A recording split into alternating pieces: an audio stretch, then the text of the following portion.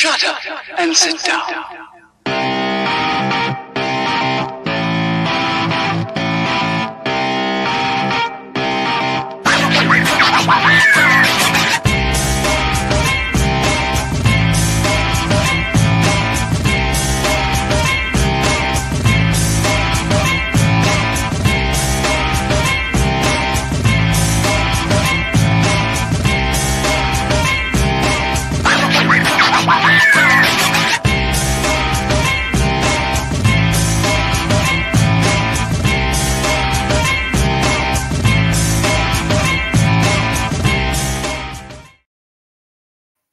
Yo, and welcome in to Pardon Me, Alex, the only lumberjack basketball podcast on the market. And we haven't been free until now to do this. I'm on spring break finally. I mean, Jacqueline even really isn't super free. She's having to make time out of her busy week to do these. And so we're going to do one today and then maybe one Thursday morning, afternoon. I don't know, sometime. I'm on spring break, so I'm free. I'm really just whatever. I'm going to be driving back from San Antonio Thursday. So. Oh, that's right. Because you're staying Tuesday night and Wednesday night. So Thursday. Yeah. So either Thursday or Friday at some point, maybe, if we're lucky. I don't know. Possibly. But yeah, so again, welcome in. For those who don't know what's going on, obviously our season has come to an end, but we're just trying to catch up and get these last 4 games done and over with. Obviously it's not fun to talk about these 4 games, but somebody's got to do it. And so it's on us. Somebody's got to do it. So here we are. Yeah. Oh, and Scotty's there to keep Jacqueline company as per usual. Yeah. So kind of the breakdown of the last few podcasts here of the season to wrap things up. We'll do this episode. Then we'll do the last 2 games of the season at some point, probably Friday.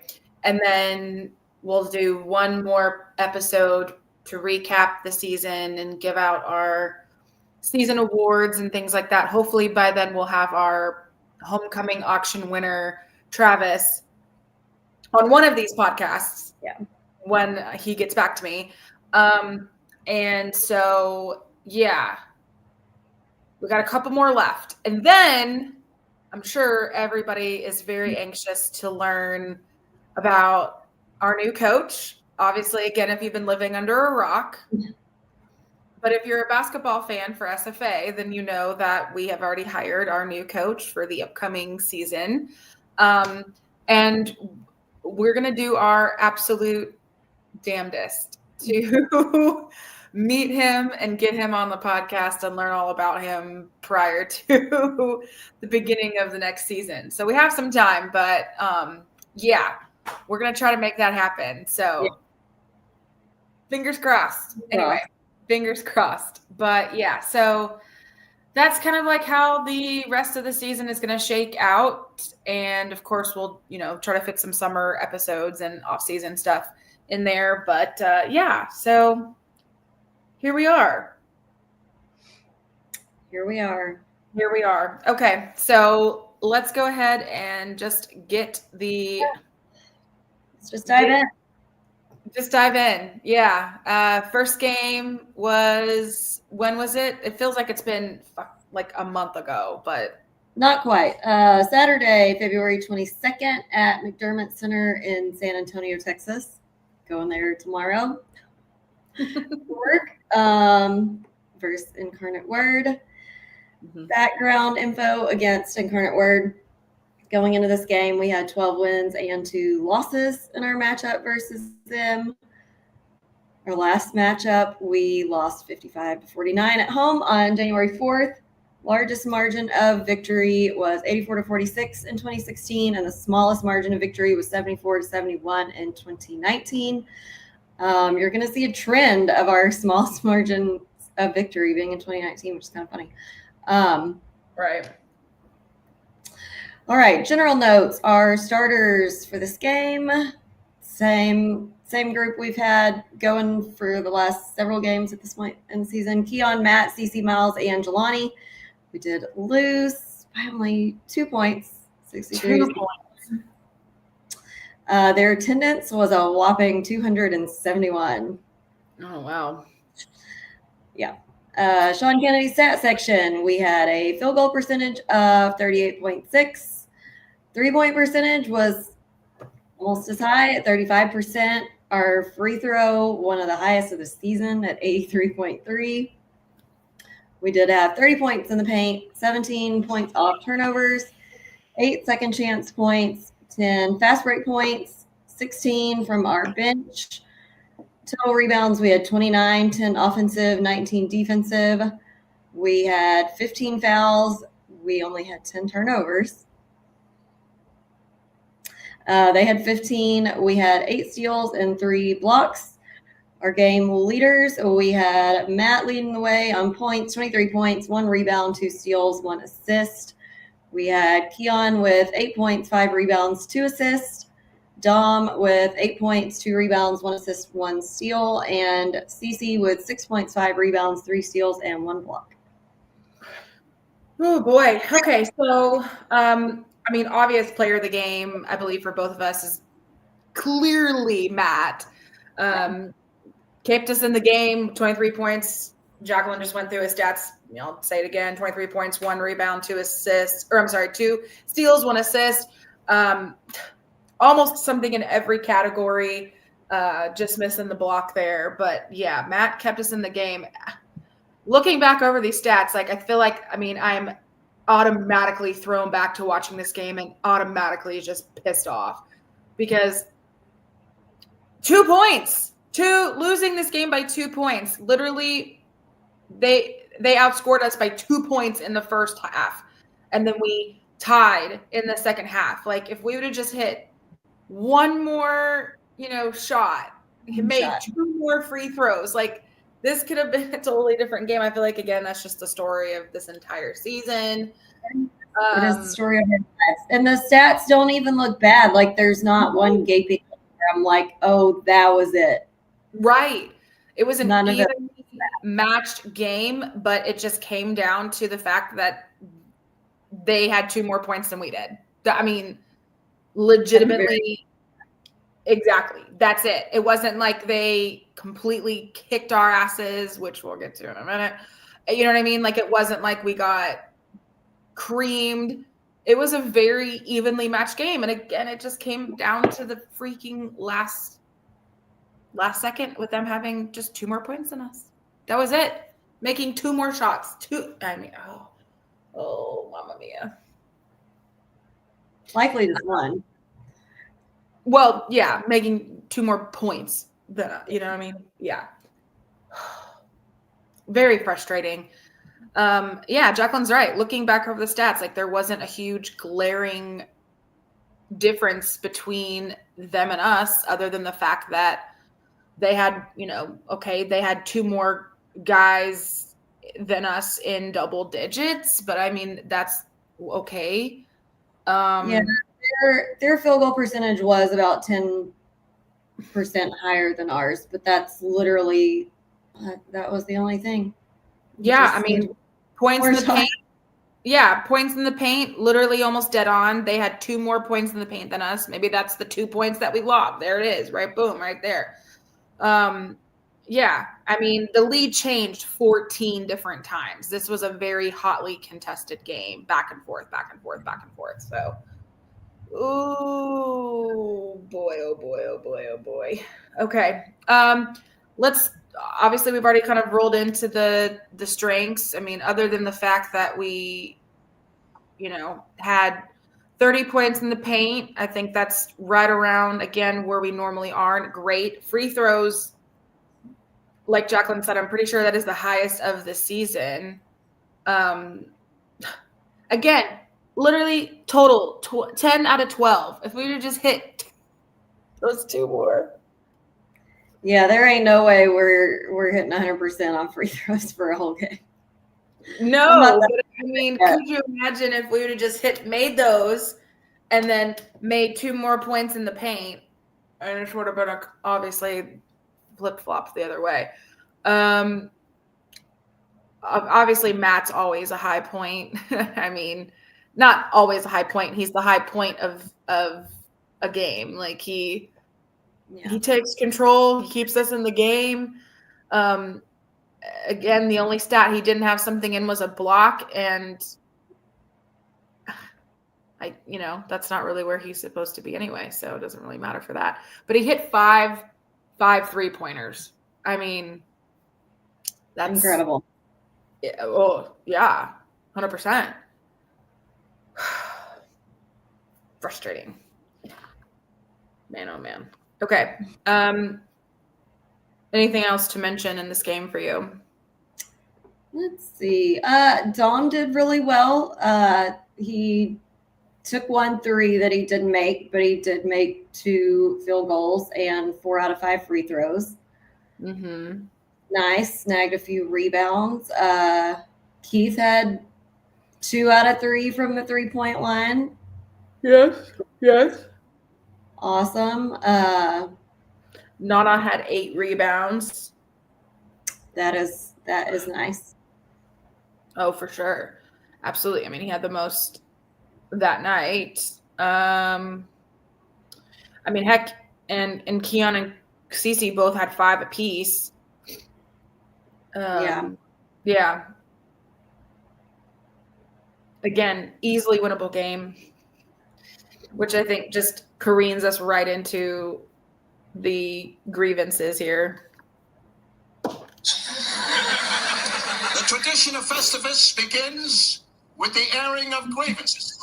I got a lot of problems with you people. Now, you're going to hear about it. I mean, other than the fact that we lost by 2. I was going to say, just that, really. I mean, there isn't like you said earlier, there isn't a glaring, obvious reason why we lost the game. It'd be different if it was very clear where we were lacking in one area. But the fact is again, the only grievance I have, well, I mean, and let me go back to the stats, but the main grievance I have is the fact that we lost by 2 points. The only other big grievance I have is the 0-3. See, 3-pointers. Keon 0-3. Nana 0-3 from the 3-point line. I hate to see that. Let's see. When just 2 would have done it. Just saying. Let's see here. I mean, I hate that Nana played for 16 minutes and literally scored 0 points. Yeah, that's not a usual no for him. No, and the fact that he got 4 offensive rebounds, but yet couldn't put any sort of put back on those or a second chance point, which is interesting.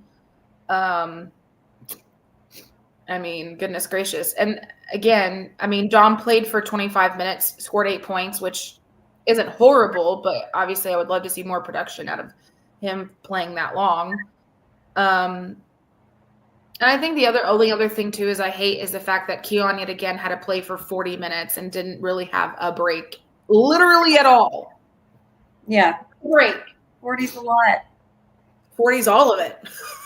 40's the whole game. Yeah. So it's like, I hate that. I hate the fact that he had no opportunity for a break. And of course, that probably attributes to the fact that he only had, because I mean, lately he's been scoring a shit ton. He only scored 8 this game.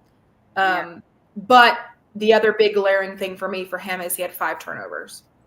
He had the most on the team by a long, the next closest was Matt at 2. But that's going to happen, especially at point guard when you're playing for freaking 20 minutes. The whole game with no break. Yeah. So there's that. There is that. I think that's all we can say on that. I mean, yeah, that's. I mean, again, if I had to pick out some negatives, there you go. That's all I got. So, yeah. All right. So moving on to, this is going to be a quick one for y'all today. Moving on to game number 2. Well, we got a little more to talk about on this one, thankfully, that doesn't necessarily have to do with the game. No, we have more to talk about, but I still have a lot to talk about for the game on this one. So, game 2 for this episode, Monday, February 24th, versus Houston Christian at Sharp Gymnasium in Houston. And I am so relieved that they just straight up call it a gymnasium, because that is what it is. Yeah, there's nothing more than a gym. No, yeah, there's no mincing words there. There's no like trying to make it sound like something it's not. It's literally a gym. Like, I went to a small 1A high school. Yeah. Back when 1A was broken down into small 1A and large 1A. We were small 1A. I'm not even just saying that like perfunctorily. It was a small 1A. We had kindergarten through 12, all on campus, maybe 300 students. This gym is about the same as what we had. They have, well, first of all, they have bleachers. Actually, I think it's smaller than the gym that I had at Douglas High, because in Sharp Gymnasium, they have the same number of bleachers on both sides, and it's maybe like 6 rows. Yeah. And in Douglas, yeah, I would say no more. I would say 6 is probably right. I mean, maybe 8, but I think 6 is right. And at Douglas, it was like whatever their number of rows is like what we had on the visitor side. On the home side, we had more than that by maybe 6 or something. They have 1 bathroom with 4 stalls. So to give you more context for those who have not been to Sharp Gymnasium, the capacity, which I guess is shocking to me that it's even this high, is 1,000 people. It ain't that. I hate to break it to them. I don't know who the hell made this or who counted, but where are they standing? Because they ain't sitting. I don't know how many of those chair back reserve seats there are. No more than 50. You can't tell me that there's more than that. And plus, they're in the worst possible location behind the basket. I think they're fudging on all their numbers, because they are saying that the attendance for that game was 894, and I don't think that's correct. Especially not if they're saying that the capacity is 1,000. Yeah, were they including the cheerleaders, the guys working along the bench, the players, the coaches, the support staff? I mean, because there's no way. I mean, yeah, it was packed. There was a good number of people in there, but there's no way that there was 800 people. They're saying 900 people. No. If that's 900 people, then I thought I'm bad at math, but I'm not that bad. Yeah. There's no way.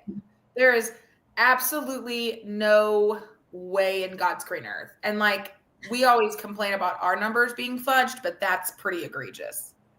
Yeah, there's no way. There's not a chance. No. And here's the crazy part too, is again, like, I know that there are pros and cons to obviously their gym.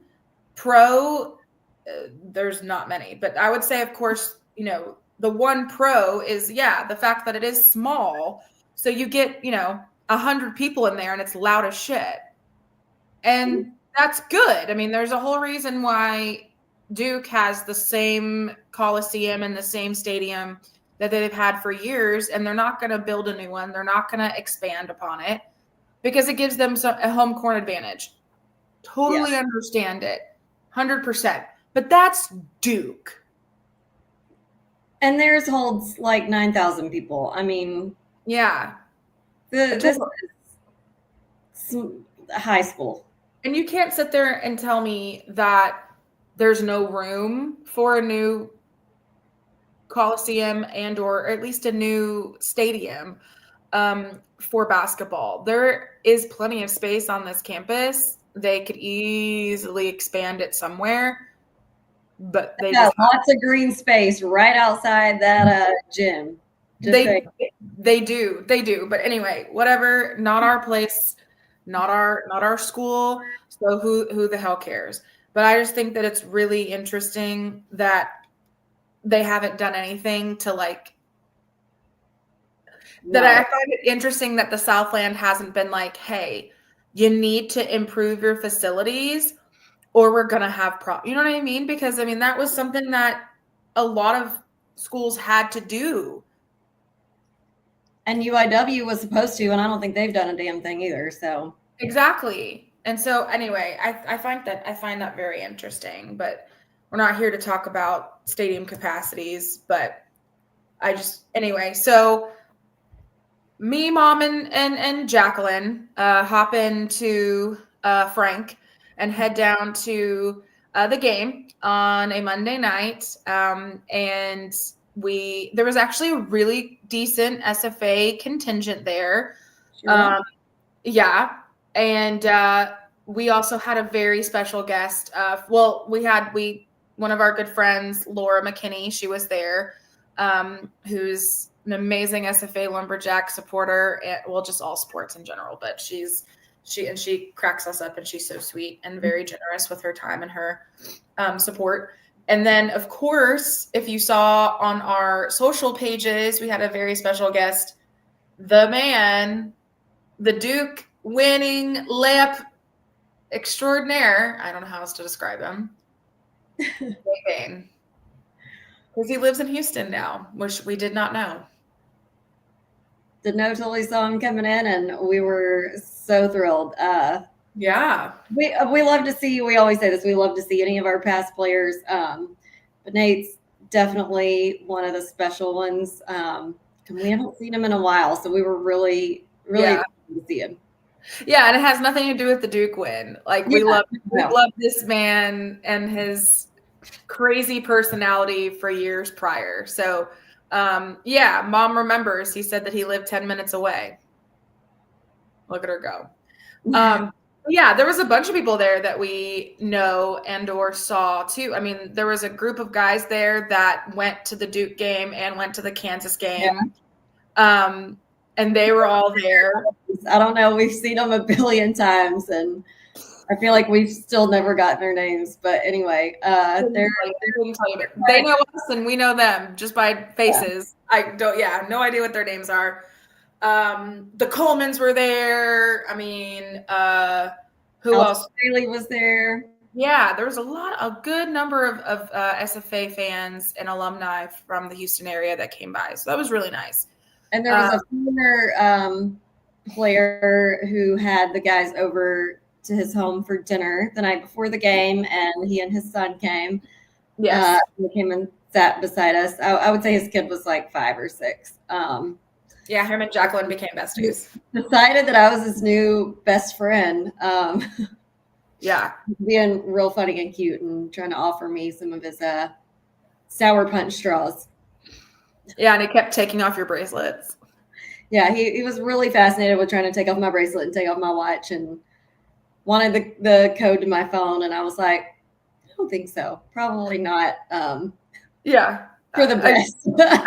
I don't know you, kid, so I'm not giving you my code for my phone. Just probably some content that's not age appropriate for him. Right. Like, I know the game wasn't super exciting because we were getting our butt kicked, but that's not how this is going to go down, my dear. So anyway, it was great to see all these people. It was wonderful. I just really wish that the game would have went at least a minuscule better, but so let's chat about it. Yeah, let's go. All right. So going into this game, our background history with Houston Christian, formerly known as Houston Baptist, we had 16 wins and only 2 losses going into this game.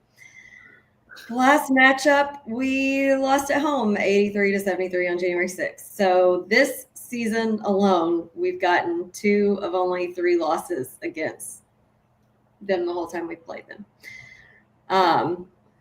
Largest margin of victory against them was 87-47 in 2005, and the smallest margin of victory was 79-77 in 2019. Like I said, the last matchup, our smallest margin of victory was in 2019. Same starters: Keon, Matt, CC, Miles, Jelani. We did lose 72-56. Attendance, as we said, that I'm calling bullshit on, was 894. Yeah, no, I'm calling bullshit as well. All right, go ahead. All right, Sean Kennedy's stat section. Field goal percentage for us was 36.1%. Which actually isn't even awful. Our 3-point percentage, however, was at 10.5%. Free throw, 62.5. Points in the paint was great, 38. Yeah. Points off turnovers, 13. Second chance points, 10. Fast break points, 6. Bench points, only 8. We did have 35 rebounds, 11 offensive, 24 defensive. We had 14 fouls. Again, only 10 turnovers this game. Don't know how that's possible, but here we are. They had 14 turnovers. We had 8 steals and 1 block. Our game leaders, we had Keon with 16 points, 6 rebounds, 1 steal. We had Matt with 14 points, 1 rebound, 1 assist. And we had CC with 10 points, 5 rebounds, 4 steals, 2 assists. I mean, okay. Okay, let's just do player of the game first. Jax, you went with? I went with CC. Not the highest point, but I feel like he had all of the most important stats and the most of them. He was almost leading scorer with 10 points, only 1 rebound behind with 5 rebounds. He had 4 steals, 2 assists. He was trying to make plays everywhere possible. No, yeah, I agree. I agree with CC being player of the game as well. Not just because of the points, but also his defense.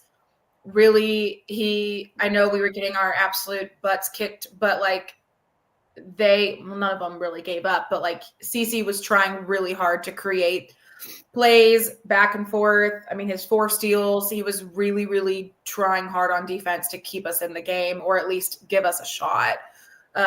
So I agree with that. But yeah, Keon and Matt, 16 and 14 points, also not bad. And this is so let's go right into the pros, even though there probably aren't that many. So by having a 10,000 point view of this game, of the stats, like this looks like just a typical game from us this season.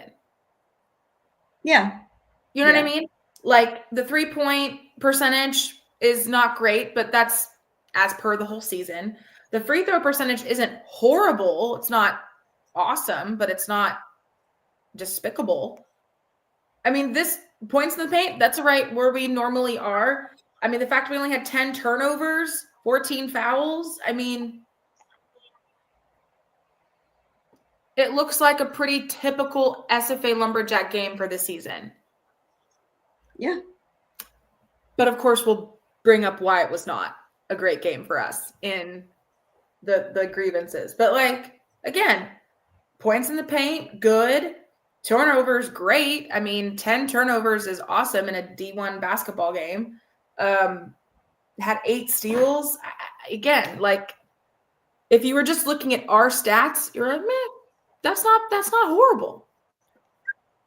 But then you look at the other team's stats, and that's where things go awry. Well, it's really not even necessarily their team stats. It's more just one guy. Players. It's just one guy. Yeah, of course. Like, so moving. Okay, so did you just move on to grievances? Did you have any other positives? I don't think so. The other I can't talk. The only other thing I'll say funny about my new 5-year-old bestie those of you who know me, I do love kids. I normally do not love them trying to talk to me during a game. True. Thankfully, this one was so sad. And I mean that I'm not being facetious. Like, I felt bad for our guys because it was just not going our way. No. And it was painful to watch. So I was not against the distraction, but he was very, very funny, very sweet kid. And he kept asking every time the buzzer would sound, is it home time? Meaning, like, is it time to go home? And I'm like, no. And he'd go to ask his dad, and his dad would tell him how many minutes were left. And I'm like, but that really means like twice that long, because that's just what's left on the clock. It's going to take longer than that. Yeah. But I was like, I promise we're having a worse time than you are. Yeah. 100% kid. Like, he's over there struggling. He's like, I want to go home and have dinner. And we're over here just like not having fun. And not having a good time. Straight up not having a good time. So yeah, other than seeing Nate, other than having a good little contingent of SFA people there, it was, minus the game itself and the end result, like, it was a decent experience. I mean, you know what I mean? It wasn't like, but okay, let's get into that, because I do have many, many words to say about the coach and what happened during this game. So I'll start it off, since I don't have grievances often about the rest. Begins no, you're good. with the airing of grievances. I got a lot of problems with you people. Now you're going to hear about it. You. Okay, go ahead. Oh man, I feel like I'm just beating a dead horse, because I know I've said this so many times before, but here we are again. Literally and it's funny because one of my screenshots popped up on my time up just the other day about this. But if you read the officials handbook, and when I'm saying officials, I mean the referees, literally the first thing it says in there is that their number one charge in this job is maintaining the safety of the student athletes.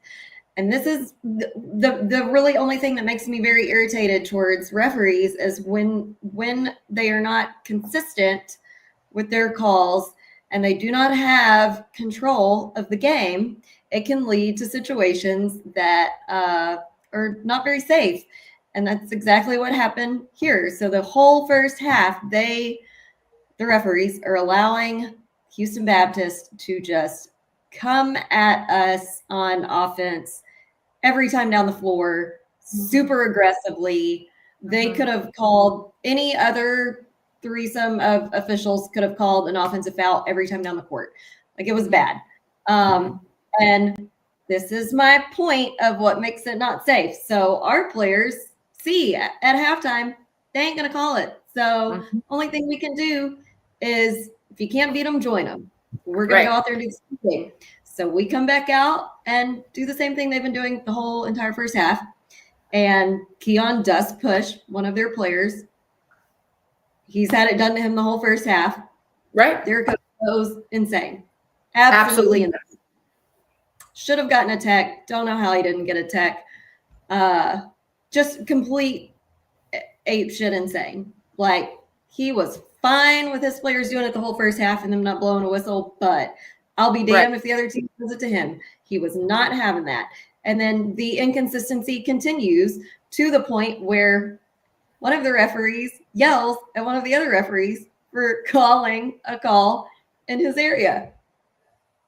And I know not many people know the ins and outs of refereeing like I do, but that is a big no-no, but it happens all the time. All the time. And you don't in a gym that absolutely does not hold 1,000 people. No. Yell at your other official for calling in your area. It was the most unprofessional thing I have ever seen during a game. And at one point, I texted my dad because a few games prior at home, I can't remember which one for sure it was, we had both agreed that was the worst officiating we've had all season. Right. And I texted him and I said, I'd take it back. This is the worst. And he texted back and said, high school refs in a high school gym. I'm going to leave it at that. Drop the mic, Richard Parton. I mean, yeah, I don't have to say a word. You literally nailed all of my issues with that. The fact, I mean, I'm just beyond shocked that Homeboy did not get a technical. Actually, I'm shocked, but not too far shocked because home court advantage. Again, like they let that coach literally run all over that court, way out of the coach's box, and just yelling, fingers in the face, and nothing. And you know, for shit's sake, sure, if that was our coach or, you know, another situation like anybody on our team, immediate tech. And there were multiple times that timeouts went 20 to 30 seconds over because their coach was bitching at the referees. And I'm like, can we just take our ass whooping and go home? Like, let's go. Delay of game, tech, something, anything. Like, that's what I'm saying. We just wanted to take our L and get on the road back home.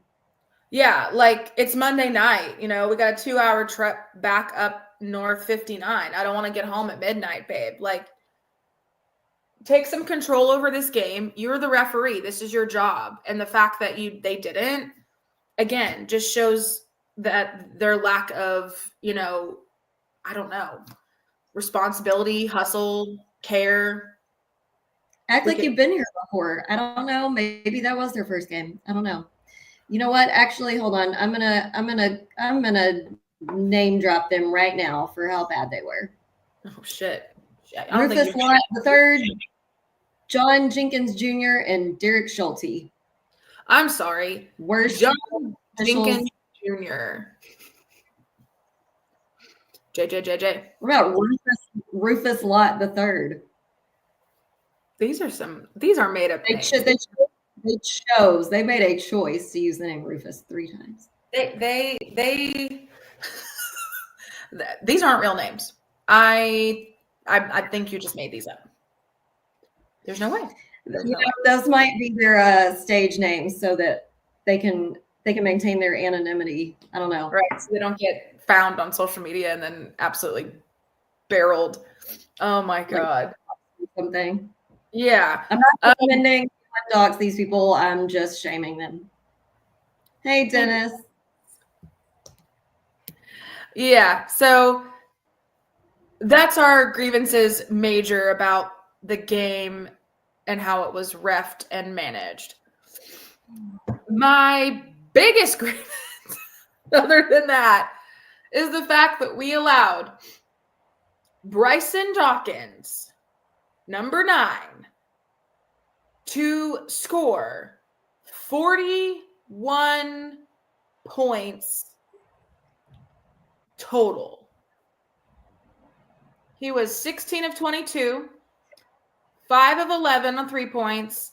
I mean, and thankfully his free throws he sucked at. He only made 4 of 11. Imagine if he was even 50% on his free throws or more. I don't want to. The previous game when we played HCU, and this is, again, just goes to show you how fickle and how crazy sports and college basketball is in general. Because you can literally have your worst game ever versus a team, and then 2 weeks later turn around and play them again and literally score 40 points. Because the first time we played them at home, Bryson only scored like 10 points, maybe. That might be, you'd have to go back and look at the stats. I think that might be like generous. The person who actually scored the most at that game when they played us, I think was number 3, Julian Mackey. I think he might have been the one that scored the most. In this game, he only scored like 7 points. I think I'd have to go back and look. But yeah, 41 points. Yeah, I mean his average for the season was like 12-ish points a game or something. And I don't know, which is nothing to sneeze at. I'm not saying anything negative about 12 points ish a game, but I don't know what happened, but I'm telling y'all, this night he looked like he was warming up for the NBA draft. Like everything he touched went in. He dominated anyone who attempted to guard him, if we even got there in time to try. Yeah. Like, he mean, looked spectacular. He made the rest of his team look like the JVB team in junior high. And he was over here, Mr. NBA LeBron All-Star. Okay. Not only did he score 41 points, everyone, he also had a double-double because he had 10 rebounds. Only had 2 personal fouls. Shock. Only 2 turnovers. Only 2 turnovers. He had 2 blocks added in there as well. So, like, yeah. I don't know whatever his like pregame meal or ritual or whatever was, he needs to share that because it worked that day. He ate his Wheaties, I'll tell you what. I'll tell you what. The 10 Hail Marys or something. I don't know. I don't know what he did, but it worked. I don't know. But yeah. I've Dennis. Well, I'm glad that you raced down the mountain safely so that you could listen to us, bud. Promise you that it's not the most exciting episode considering the losses, but we're trying to make it fun. Yeah, just 41 points. I still can't wrap my mind. I mean, literally everything he touched turned to gold. And I mean,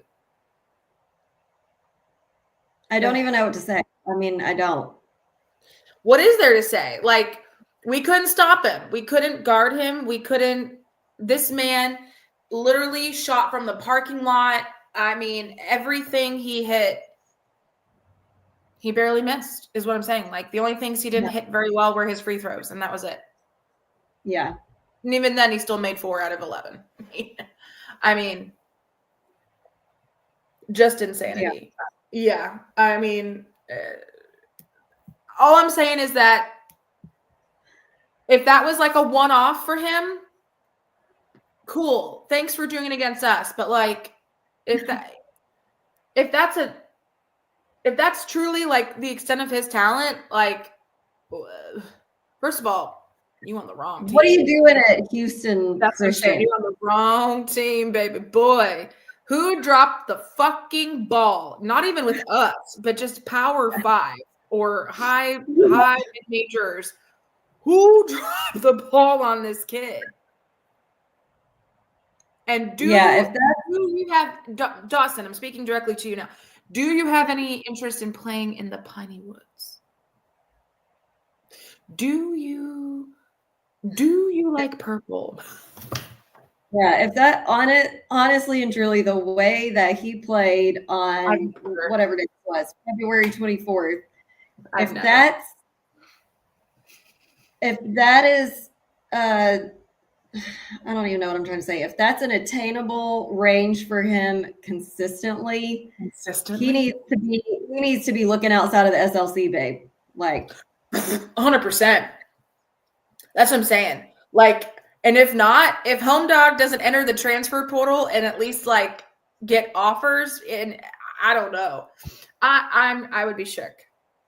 Yeah, I would be. Here's my thing. Here's my prediction. If he is still with HCU next season, then couple things. Either that was just a fluke and that's not like his normal, consistency, or HCU has deeper pockets than what we think, and they are throwing some major NIL money at this kid. I meant to look at the next few games for them and see how many he scored, and I forgot. I mean, but just saying, I wouldn't it be crazy if he like scored like, I don't know, like, I think that was obviously the most all season that he's scored, but still, like, I'm sure that was his career high. oh yeah. I mean, easily. But like, and here's the thing. Here's the crazy thing. They went to the tournament and they already lost. Like, they're done. They got their butts beat by the Islanders. Oh, So like, obviously Dawkins couldn't save them. Like, they're done. R.I.P. I'm about to see what he scored their last few. I try to find the stats. Okay. I got distracted, but yeah, no. Okay, individual, Bryson Dawkins. Let's see here. His season overall field goal percentage is 43. 3-point percentage is 18. Oh, I'm sorry. No, I'm sorry. 32. I read the wrong note. And his free, all right. yeah, 32% from three. His free throw is 53. Look and see just what he scored the last like 3 games after us. That's Okay. what I would be curious to see. Okay. All right. So after us, let's see. They played. Maybe he was like just starting to get warmed up in the season. At the end and like of the season. Yeah. Okay. So the game right after us, he scored 18 points. The game after that, so that was Northwestern. The game after that is East Texas A&M. And he scored 8 points. How you score 41 against us and only 8 against the worst team in the league? How? Keep it on coming.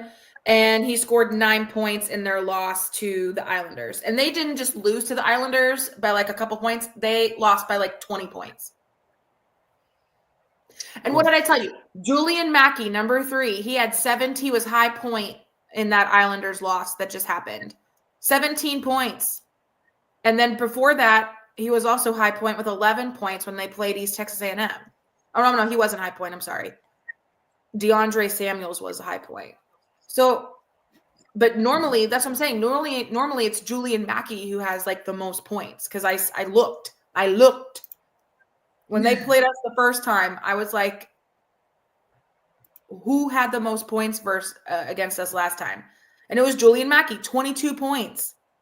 Bryson had 12. Yeah. Yeah, so I think that was a fluke. Let's see the game. Real wild fluke, man. Well, I don't have no other explanation because. And of course it was against us because literally if he would have played his regular game against us, we could have won because his points doubled what they beat us by. Exactly. The game before us, they played Lamar, and Bryson and Julian both had 18 points. Then they lost. That's what I'm saying. Like, 41 points out of nowhere. I mean, up to that point, I think was scoring somewhere between, like 20 points and less per game. And then just absolutely went off like I've never seen. So whatever he did prior to that game, I don't know, but insanity. Yeah. Okay. Well, I'm done talking about Bryson. Yeah, we didn't do a word of the game for the last game, but for that one, I will say baffling. It was just baffling. That's all. That's the best word I can think of. I'll say baffling just for both. Like both losses. Like the loss to UIW shouldn't have been a loss. Just gonna be straight up honest with you. And the one to HCU, if you know what I mean, there was no stopping Bryson. There was no stopping him. And the only way this kid would have not scored 41 points is if we would have just literally took him out by the ankles. Yeah. Because it's not like we just gave up guarding him. We were guarding him. Everything he threw up basically went in. And there's no guard when a guy is on like that. There's no stopping him. Yeah. You know, Ain't no brakes on this train. No, there's nothing. There's no stopping him. Nothing. So that's what I'm saying. Like, what are you gonna do? What are you gonna do? Nothing. No. Nothing. All right. So moving on. Like I said in the beginning, if you're just now catching in or tuning in, you missed pretty much everything, but you can always go back and watch it or listen to it later. But yeah, so mentioned at the very beginning of the podcast before we got started that obviously these are the second to last-ish games of the season. And then we're going to do the last 2 games of the season. Jacqueline's going out of town, so most likely on Friday, maybe we'll do some breakfast and basketball. We haven't done one of those in a while.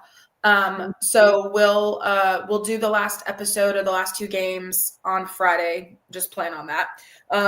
And then at some point between then and Monday of next week, hopefully we can get another one done. If not, maybe that same day. Who knows? We'll try. But anyway, I'm going to do our final episode of the season, which kind of recaps the whole season. We talk about everything. We give out our, end of the year awards of who had the best bench celebration and who had the best of whatever. And then also we'll talk about our new coach during that recap episode. So, a lot to talk about, a lot going on in Lumberjack basketball. Even though our season is over, womp womp, there is a lot of things to look forward to, I think, coming up here within this next few months. I think there's going to be a lot of interesting moves. I think there's going to be a lot of interesting developments. Let's just say expect the unexpected and don't freak out. I've had to have long conversations with my mother about freaking out. If you're a Lumberjack basketball fan, just know that, things are going to change. When you have a new coach, this is what happens. So you just have to be prepared. Yep. Stay tuned. That's all I got. You know what I mean? That's the best advice I can give you is just be open-minded, be flexible, and just be prepared for change. And we don't know what we don't know. We've had the same head coach for the past, what was 8 seasons? I don't even know how many seasons it was. I think it was 8. Huh? I think it was 8. Yeah. So, we haven't had anything different or new in years. So we just have to just let go, let God. How about that? How about that? I got Jesus take the wheel is right. So we'll see. We will see how everything goes. But yeah, so stay tuned. We'll be rounding off the season towards this end of the week here. For those of us that are on spring break, I hope everybody has an enjoyable one. Relax, maybe get some spring cleaning done. That's my plan is relax, clean, relax, laundry, read a book, clean, relax. Not specifically in those orders, but you get the point. But yeah, hope Jacqueline has fun in San Antonio. Nice. Gonna be hot. I checked the weather. It's like the highs are gonna be 90 and up. But at least it's not as humid over there, so. That's true. Yeah. And there's usually a nice little, breeze or whatever. So, when we went to San Antonio in January, I know it was January, but it wasn't too bad, even though it was sunny every day. So hopefully you will have fun again, even though you're going for work, but maybe you can have a little bit of time to explore. Yeah, it's a fun client. So it'll be fun. It'll be nice. Okay, good. Well, I'm glad it's a fun client. Awesome. Okay. So like I said, for those who are just tuning in or those who have been with us the whole time, it's been a crazy season. Hey, let's go girls. I think their first game is tomorrow. So let's go Lady Jacks, you know? Go cheer on Len and the girls if you have time and are able to go, and go support the ladies in Lake Charles. And, you know, if you can't go physically, watch the games. I would assume they're being streamed somewhere. Just check out what the website says, the Southland Conference website. And if you can, go and cheer them on. I would love to go. I don't think I'm going to be able to go tomorrow. There's just too many things I have to do here at home. So we'll be watching it. So go ladies, kick some ass. Yeah. Absolutely. Would love to see them win it all and go to the big dance. That'd be awesome. That would be great. Absolutely. Especially for Len's first year. Yeah, I would be real stoked. Is it his first year? No, it's his second year. Yeah, no, second year. Yeah. Second year. Sorry, second year. Anyway, okay. Hope everybody has a great day. Hope it's still daylight and it's 6:00. I'm happy. But I'm going to tell you, it was hella dark this morning when my alarm went off. Sure it was.